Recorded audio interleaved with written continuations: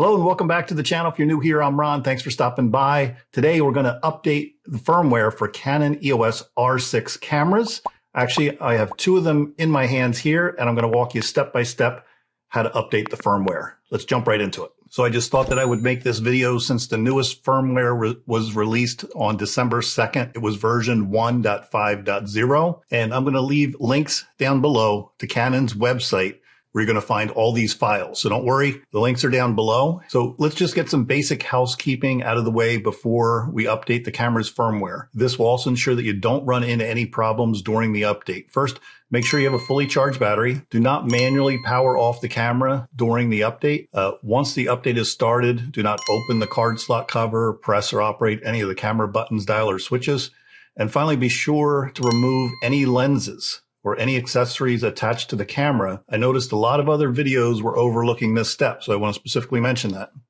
And also, I'm assuming you've previously formatted your camera's SD card, so you don't need to reformat it again if it's already formatted, but you do need a formatted card. And once you've done this, we're ready to get started. Now, quickly, I'm going to mention that there's actually two ways to update the camera's firmware. You can use the Canon EOS utility software, but the method I'm going to show you here today works for all Canon cameras as well. First, you need to download the firmware file.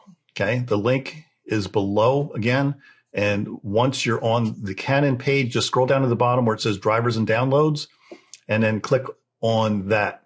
Now, you're going to see an option for firmware. Click there. You'll see options for the newest EOS R6 firmware update, which is version 1.5.0 for either Mac or Windows. Just click on the file for your specific operating system. I'm using Windows, so I'll select obviously the Windows one. You'll need to check the box, agree to the terms of use, and then hit download. You can ignore the pop-up box if you get one, and just locate the file that you just downloaded. It's probably in your download folder. The file is a zipped file, so we need to decompress it before we place it on our camera's SD card. I like to drag the folder to my desktop, and if you're a Windows user, just right-click on the folder and select Extract All. If you're a Mac user, simply double-click the folder, and that's going to do the same thing. It's an uncompressed file. You have a new folder on your desktop with the same name, but it's no longer zipped or compressed. So you want to place your camera's SD card into your computer or your computer's card reader and copy the file with the extension .fir to the SD card, the root directory. Let me say it one more time. You want to copy the file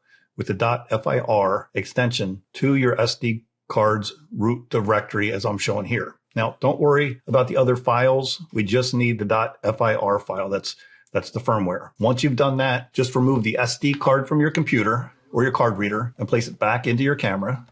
Turn the camera on and make sure you set it to P mode, P like Paul. Now, press the menu button to display the menu on the LCD. You'll want to be on the wrench icon under menu number 5 to see your camera's current firmware version. You'll notice I'm on camera version 1.4.0, but we're going to 1.5.0. So just press Set button on the camera, and you'll be asked to update the camera's firmware.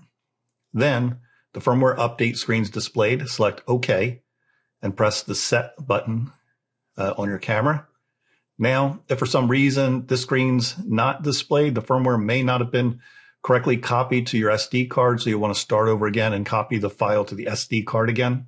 Now, what's messed up at first was that I couldn't just press the LCD OK option on the, like I said, the camera's LCD screen. It's a touch screen, but it's grayed out, so you can't touch it. I had to actually, you have to actually go to the dial wheel to scroll over to the option OK, then it becomes available, and then manually press the Set button on the camera to start the update process. This threw me off a little bit myself. The update's going to take about 5 minutes. I sped things up here in the video so you could just see the actual update happening. Just let the camera sit uninterrupted until the update's 100% complete, and that's it. You're now running the newest firmware version on your Canon EOS R6. Just power off the camera after the update's complete. You can then power it back on and verify everything's running on the newest camera firmware. That's it. Get any value out of this? Give it a thumbs up. See you guys in the next video. Take care.